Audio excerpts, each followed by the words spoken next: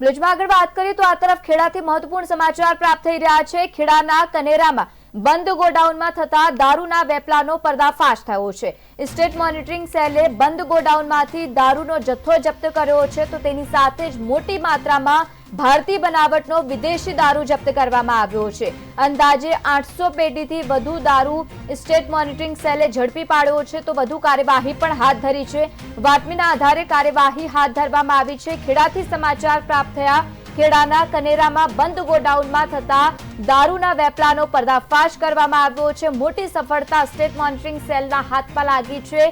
બંધ ગોડાઉનમાંથી દારૂ જપ્ત કરવામાં આવ્યો છે। મોટી માત્રામાં ભારતીય બનાવટનો વિદેશી દારૂનો જથ્થો જપ્ત કર્યો છે। અંદાજે 800 પેટીથી વધુ દારૂનો જથ્થો જપ્ત કરવામાં આવ્યો। મુદ્દામાલ કબજે કરી વધુ કાર્યવાહી હાથ ધરી છે।